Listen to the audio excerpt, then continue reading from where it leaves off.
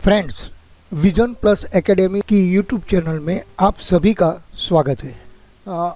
आज का जो टॉपिक है वो हम लोग थोड़ा फ़ोटो एडिटिंग से थोड़ा अलग है। मतलब कि हम लोग आज फ़ोटोशॉप में जो सेटिंग करने जा रहे हैं, मतलब जो मैं आपको जो सेटिंग दिखाऊंगा जिससे हमारा परफॉर्मेंस अच्छा होएगा और हमारी काम करने की स्पीड भी अच्छी रहेगी और हम अपने तरीके से हमारा लेआउट सेट कर सकते हैं। वो चीज़ है प्रेफरेंसेस। मतलब फ़ोटोशॉप ने जो प्रेफरेंसेस दिए हैं उसमें हम अपने तरीके से हमारा जो भी कुछ सेट करना है वो हम कर सकते हैं। उसके लिए सबसे पहले मैं आपको वर्कस्पेस में बारे में बताऊंगा। वर्कस्पेस एक ऐसी चीज़ है जो हम अपने हिसाब से बना सकते हैं। वर्कस्पेस क्या होती है? पहले तो ये विंडो में रहता है और वर्कस्पेस यहाँ पे आपको मिलती है।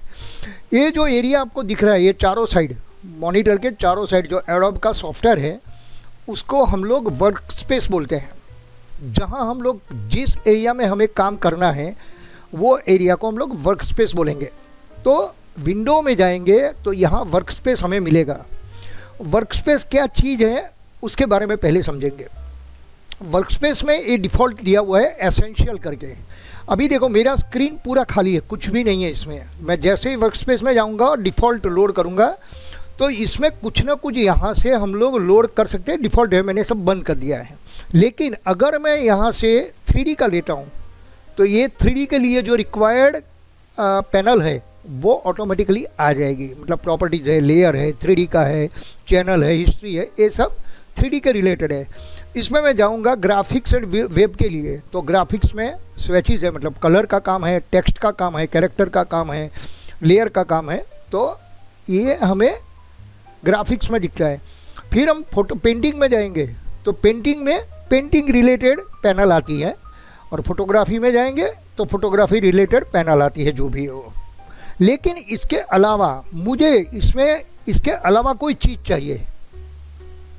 मतलब मुझे अपने तरीके से लेआउट को सेट करना है तो मैं कर सकता हूँ। उसके लिए मुझे मेरी वर्कस्पेस को सेव करना पड़ेगा, बराबर है। तो चलो हम लोग अपनी खुद की वर्कस्पेस बनाते हैं। पहले देखते हैं। मैं सब ये बंद कर देता हूँ, जो भी है वो ओपन है वो बंद कर देता हूँ। अभी ये ओपन है, आपको मालूम है यहाँ पे 2 पार्ट में मेरा टूल बार है। पहले तो टूल बार हम लोग सिंगल में या डबल में रखना है वो हमें डिसाइड करना है कि हम लोग, चलो मैं सिंगल में रखता हूँ। टूल बार आप कहीं पे भी मूव कर सकते हो, ये एरिया में भी मूव कर सकते हो, यहाँ पे भी, और ऊपर अटैच भी कर सकते हो। ये एक लाइन में अटैच रहता है। इस तरह आप टूल बार को मैनेज कर सकते हो। जैसे जहाँ पे भी रखना है आप रख सकते हो, बराबर है। मैं यहाँ पे उसको अटैच कर देता हूँ तो ये मेरा टूल बार आ गया सिंगल लाइन में। अभी मैं विंडो में जाके मुझे एक्शन की ज़रूरत रहती है तो मैं एक्शन मेनू खोलता हूँ तो ये मेरा एक्शन मेनू आ गया। मतलब एक्शन की पैनल ओपन हो गई। मुझे एक्शन के साथ चालू करना है स्टाइल, क्योंकि मैं फ़ोटोशॉप में कभी कभी टेक्स्ट लिखता हूँ तो मुझे स्टाइल भी रेगुलर है।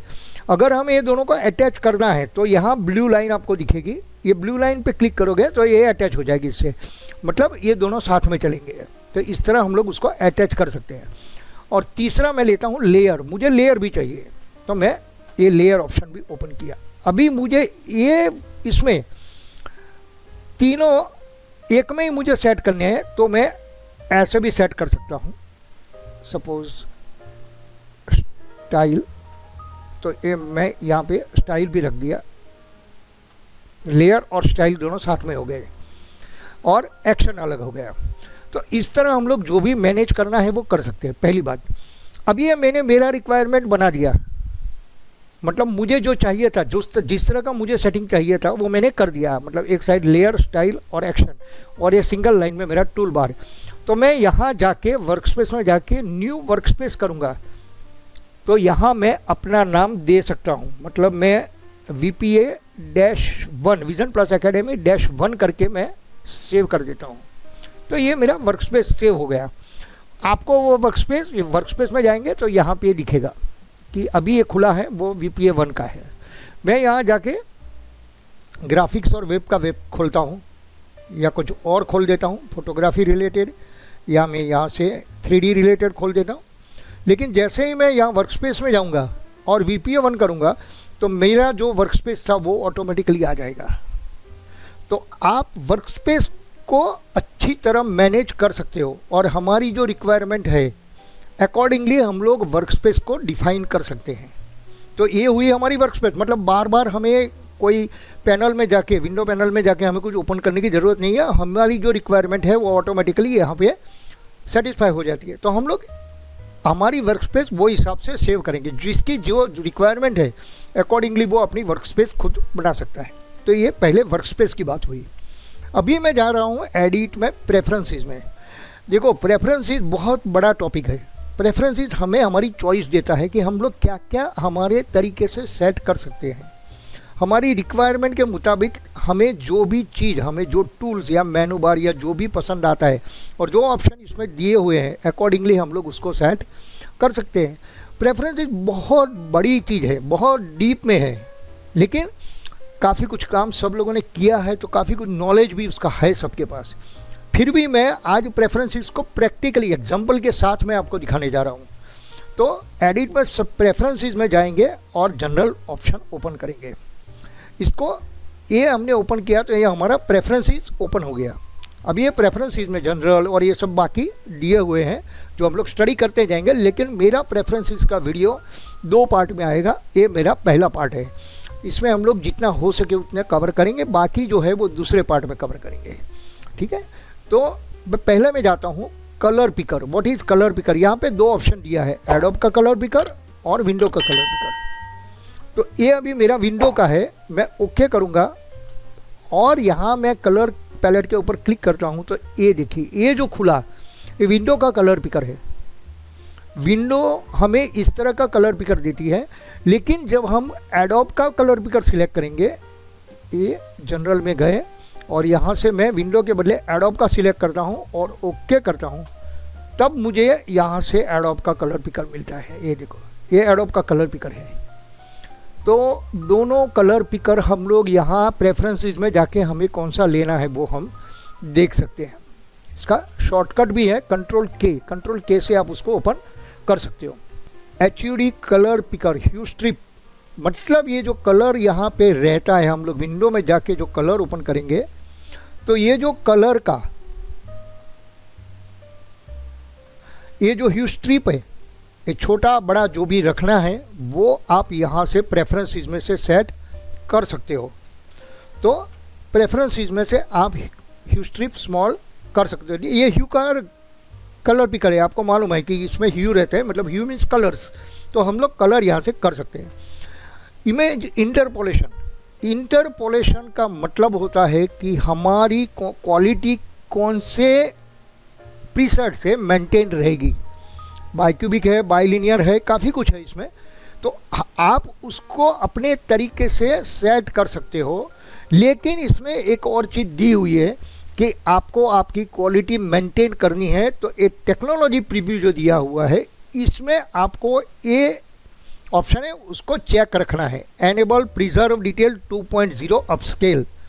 अगर आप इसको चेक रखते हो और आपकी इमेज को छोटी से बड़ी करनी है तो आप उसको छोटे से बड़ी कर सकते हो, जितने अच्छे से अच्छे पिक्सल आपको मैनेज करने को मिल जाएंगे। ये तो मैंने बेसिक बताया है आपको, इसके लिए जब प्रैक्टिकल में उसका वीडियो बनाऊंगा तो हम लोग इसके बारे में भी देखेंगे, लेकिन ये सेटिंग है सिर्फ इसके लिए।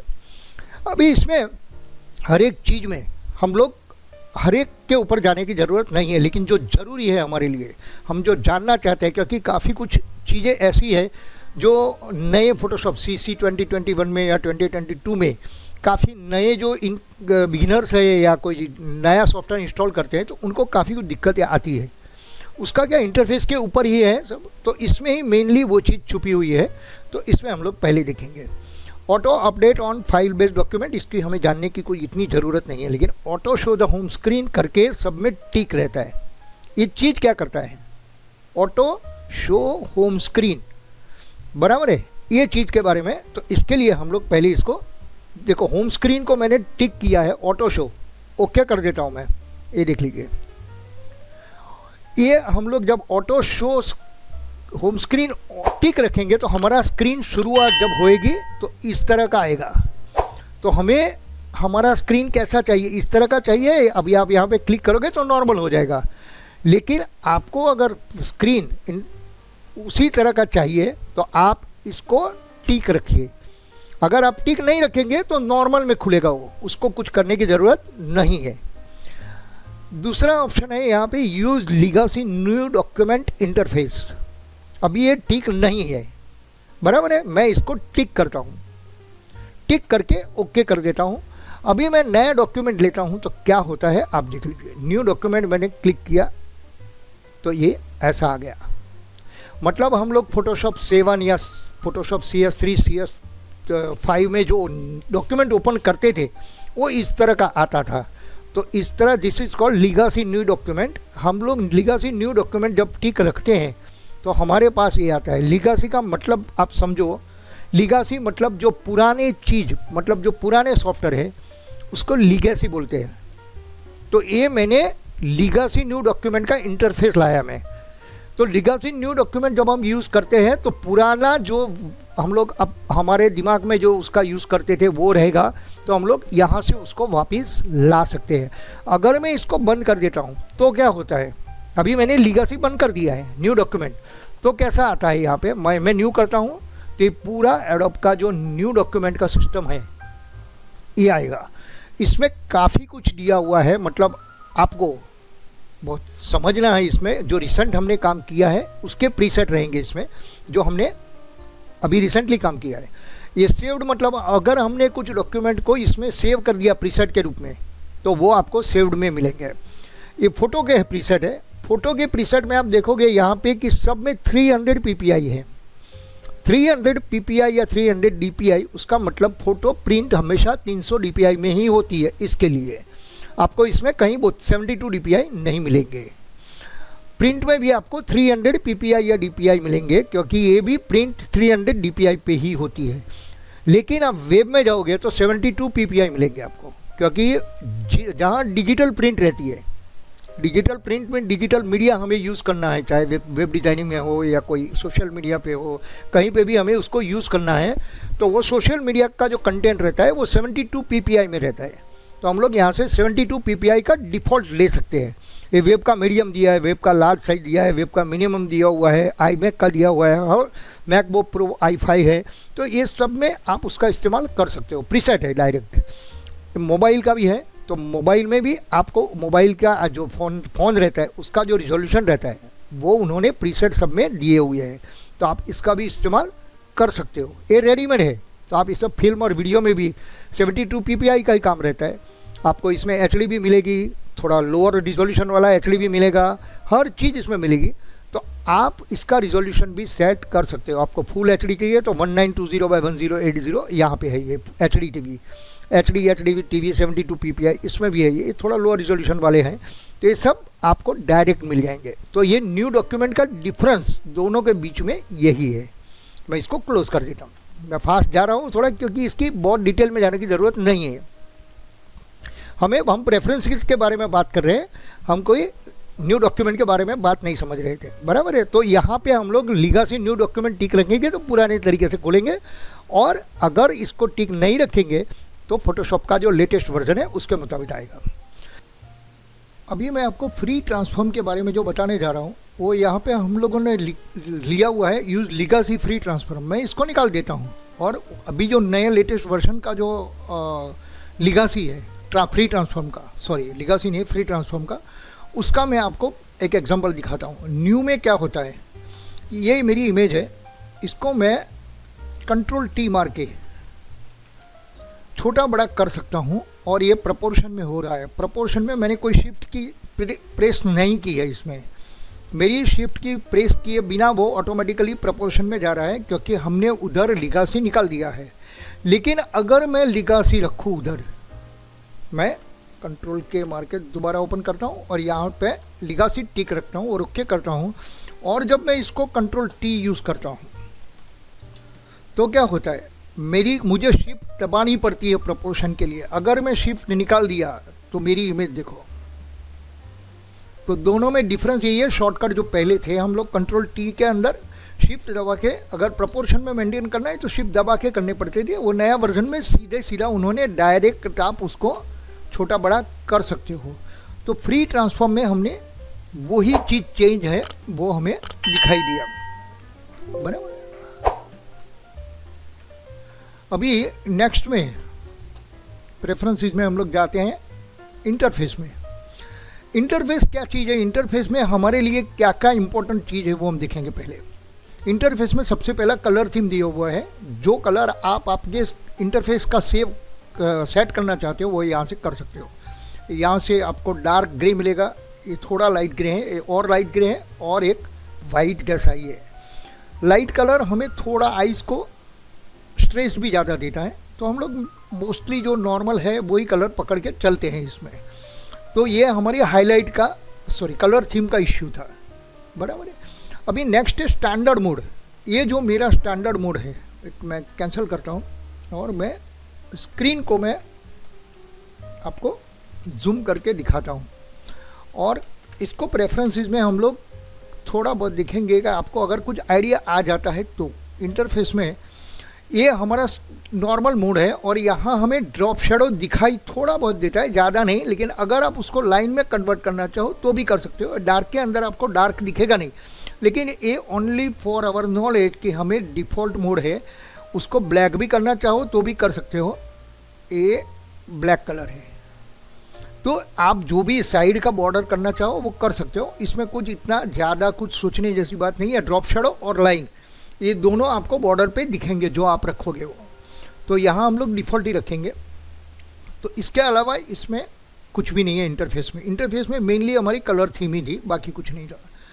दूसरी बात ये वर्कस्पेस। वर्कस्पेस में हमारे लिए 2-3 पॉइंट है, जो 2 पॉइंट तो कम से कम है जो हमें देखने चाहिए।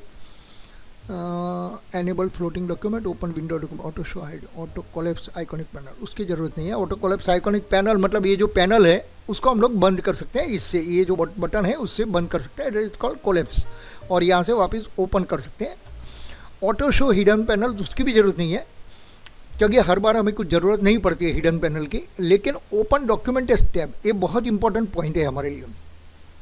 ओपन डॉक्यूमेंट टैब का मतलब क्या हुआ, मैं अभी बंद रखता हूँ और ओके कर देता हूँ और मैं इसको बंद कर देता हूँ। मैं 2-3 डॉक्यूमेंट ओपन करता हूँ आपके लिए, 1, 2, 3 फाइलों में ओपन करता हूँ।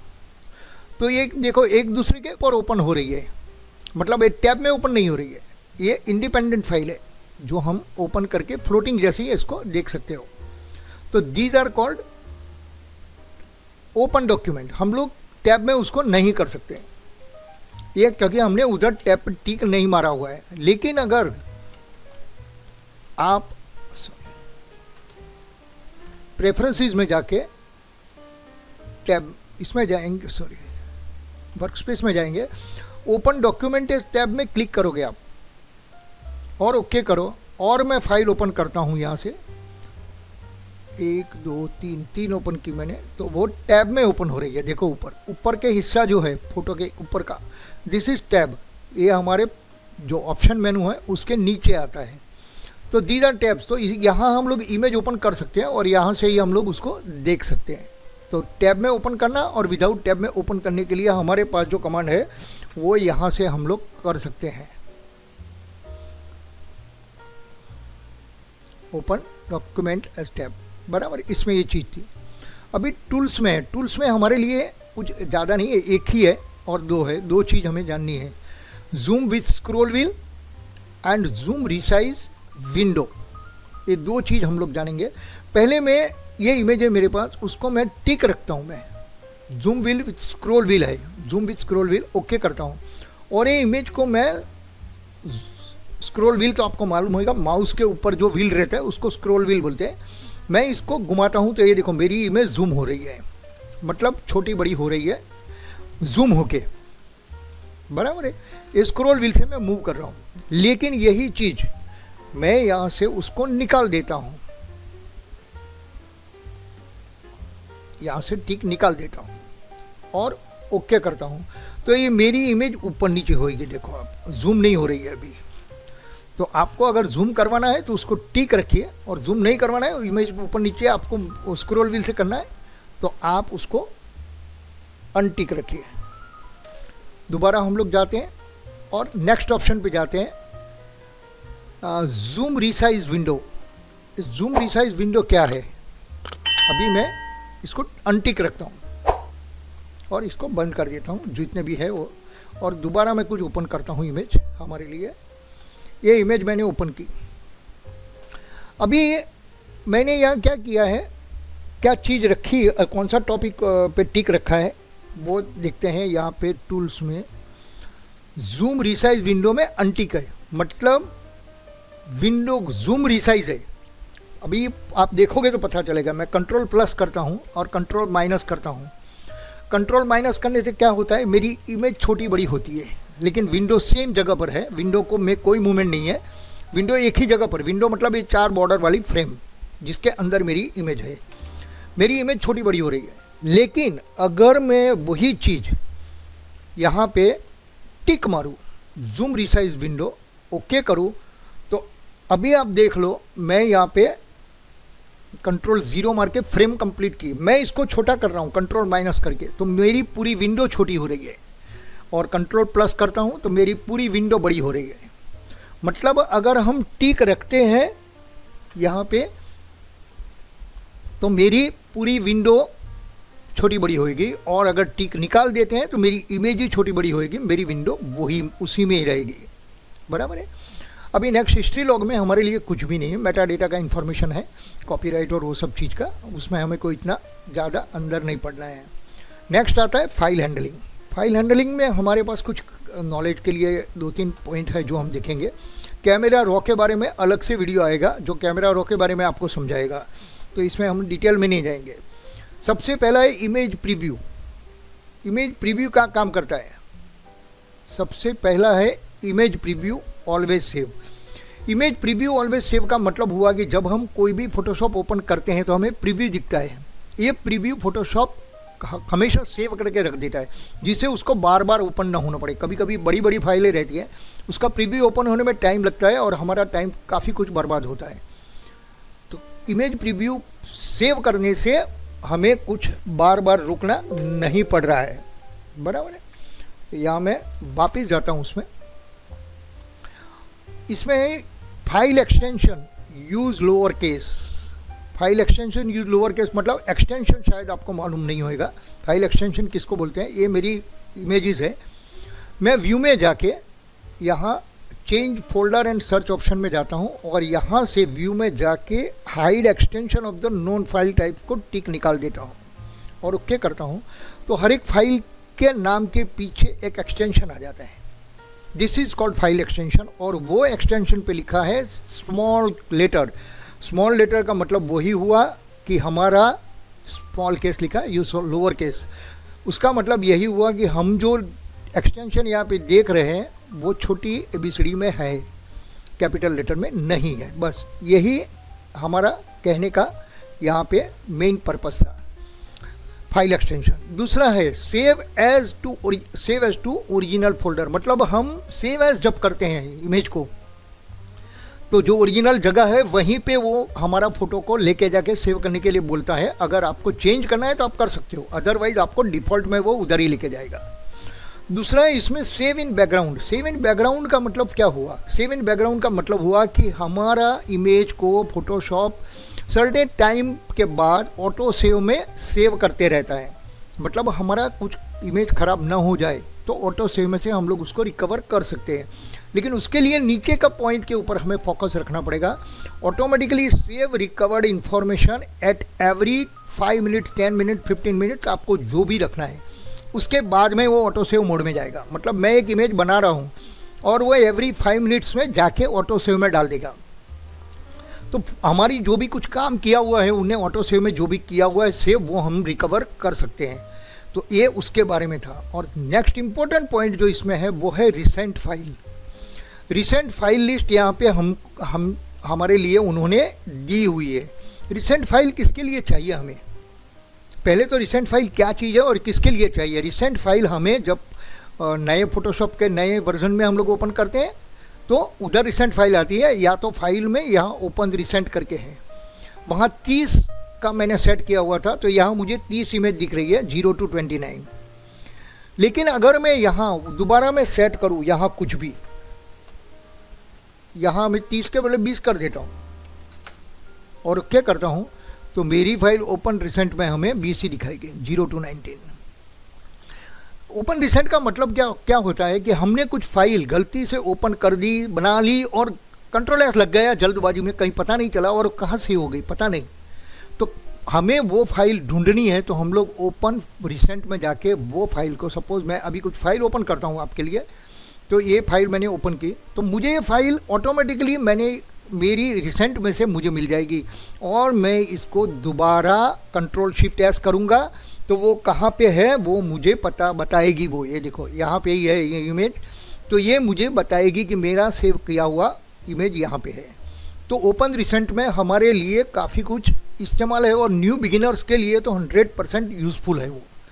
तो आप ओपन रिसेंट के बारे में जो मैंने बताया वो इसके अंदर फाइल हैंडलिंग में आता है, बराबर है। 100 तक ओपन रिसेंट 100 तक रख सकते हैं, 100 फाइल आप रिसेंट में, लेकिन जितना आप ज़्यादा रखोगे इसमें उतना वो मेमोरी ज़्यादा खाएगा आपका और फोटोशॉप स्लो होते जाएगा, क्योंकि हर एक इमेज उसकी मेमोरी में सेव रखता है वो। तो हमेशा उसके लिए ध्यान रखिए। अभी हम लोग एक्सपोर्ट में जो कमांड है उसके बारे में थोड़ा देखेंगे। एक्सपोर्ट क्या होता है इसमें प्रेफरेंसेस में, तो हम लोग PNG, JPG या जिप फाइल को एक्सपोर्ट कर सकते हैं। पहले एक्सपोर्ट का मतलब हुआ कि हम लोग अगर उसको दूसरी कुछ सॉफ्टवेयर में लेके जाना चाहे तो वो लेके जा सकते हैं। पहली बात, उसकी क्वालिटी भी यहाँ से सेट कर सकते हैं, जो भी लेना है वो। PNG है तो ट्रांसपेरेंसी में हम लोग ले सकते हैं, JPG है तो उसकी क्वालिटी यहाँ पे 85% या 100% तक हम लोग रख सकते हैं। तो इस तरह हम लोग अपना जो प्रॉपर्टी है उसको भी सेव कर सकते हैं। अगर आपको छोटा इमेज चाहिए तो आप छोटा इमेज मतलब वेब डिज़ाइनिंग के लिए या कुछ सोशल मीडिया के लिए, तो भी आप यहाँ से उसको सेव कर सकते हो। तो ये दो ऑप्शन PNG में आपको दिया हुआ है। दूसरा है कि उसका सेव कहाँ पे करना चाहे, या हर बार मतलब save in the sense export कहाँ करना चाहे, जो हर बार हमें कंप्यूटर पूछे तो आपको इसको टिक रखना पड़ेगा। और अगर आप इसको टिक नहीं रखोगे और इसको रखोगे तो ऑटोमेटिकली जो जगह पर आपकी ओरिजिनल फाइल थी उसके पास ही उसको उसके नाम के पीछे एसेट्स लगा के उसको सेव कर देगी। ये जो एसेट्स वर्ड है वो हमारी ओरिजिनल फाइल के पीछे लगता है और उसको वही जगह पर सेव कर देता है वो। तो अगर हम पूछते हैं, कंप्यूटर हमें पूछे तो ये रखने का, नहीं पूछे तो ये रखने का, बराबर है। तो ये चीज़ हमारे लिए इम्पोर्टेंट है कि हमें कहाँ पे उसको रखना है। दोस्तों ये सब चीज़ मैं आपको डिटेल में बताई है और डिटेल में बताने के बाद भी मुझे लगता है कि आपको इसमें काफ़ी कुछ जानकारी भी मिली होगी। और मेरी रिक्वेस्ट है आपको कि अगर आपको ये वीडियो पसंद आया है और आपको कुछ इन्फॉर्मेशन अच्छी लगी है तो आप प्लीज़ इसको सब्सक्राइब कीजिए और लाइक कीजिए, और आप उसको अपने दोस्तों के साथ भी शेयर कीजिए जिससे उनको भी ये वीडियो का बेनिफिट मिले। देखो जितने स्प्रेड आप ज़्यादा करोगे उतना फोटोग्राफर को ही बेनिफिट मिलेगा। तो मेरी एक रिक्वेस्ट भी है कि आप उसको ज़्यादा से ज़्यादा शेयर भी करें। धन्यवाद।